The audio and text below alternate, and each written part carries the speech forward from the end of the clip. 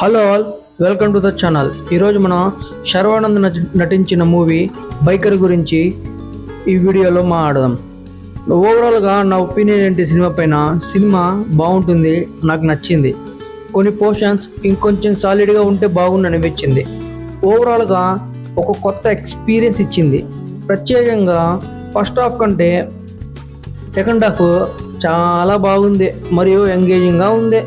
Story, ఈ cinema start అయ్యేది 2003 మరియు 90s రెండు టైం పీరియడ్స్లో జరుగుతుంది. హీరో వికాస్ నారాయణ్, మన శర్వానంద్, తన రేసింగ్ కెరియర్ని వదిలేసి తన పెళ్ళాం మరియు కొడుకుతో హ్యాపీగా ఉంటాడు. కానీ తన నాన్న గురించి ఒక న్యూస్ తెలుసుకొని మళ్ళీ రేసింగ్ ఫీల్డ్లోకి ఎలా వచ్చాడు, ఫైనల్గా ఛాంపియన్ అయ్యాడా లేదా అనేది స్టోరీ. మోటార్ క్రాస్ రేసింగ్ గురించి ఐడియాని నార్మల్ ఆడియన్స్కి కొంత అర్థమయ్యేలా టెర్మినాలజీ మరియు రూల్స్ని చాలా బాగా ఎక్స్ప్లెయిన్ చేశారు.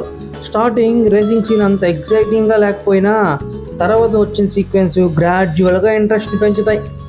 ఫైనల్ రేస్ మాత్రం అదిరిపోయింది. చాలా బాగా డిజైన్ చేశారు. ప్రొడక్షన్ వాల్యూస్ చాలా రిచ్గా ఉన్నాయి మరియు రేసింగ్ సీన్స్కి తగ్గట్టు సౌండ్ డిజైన్ పర్ఫెక్ట్గా ఉంది. ఇక పర్ఫార్మెన్స్ అయితే శర్వానంద్ వికాస్ నారాయణ్ రోల్కి పర్ఫెక్ట్గా సెట్ అయ్యాడు. తన స్టైలింగ్ మరియు ఫిజిక్ తన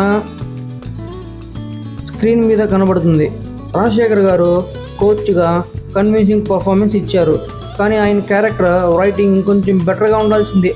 మాలవిక మరియు అపోనెంట్ క్యారెక్టర్ కూడా చాలా బాగా చేశారు. డ్రాబ్యాక్స్ ఏంటంటే ఆడియన్స్ హీరో క్యారెక్టర్కి ఎమోషనల్గా గట్టిగా కనెక్ట్ అవ్వలేదు, అది కొంచెం మిస్ అయింది. విలన్ క్యారెక్టర్ అంత ఎఫెక్టివ్గా లేదు మరియు భయపెట్టనే లేదు. సాంగ్స్ ఇంకొంచెం మెమరీలో ఉండిపోయేలా ఉంటే బాగుందని అనిపించింది.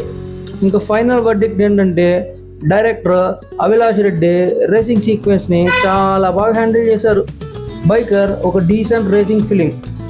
ఇది తప్పకుండా ఒక కొత్త ఎక్స్పీరియన్స్ ఇస్తుంది. మన ఛానల్ని సబ్స్క్రైబ్ చేయడం అయితే మర్చిపోకండి. మరో మంచి మూవీ రివ్యూతో మళ్ళీ మీ ముందుకు వస్తాడు మీ తిరుపతి అబ్బాయి.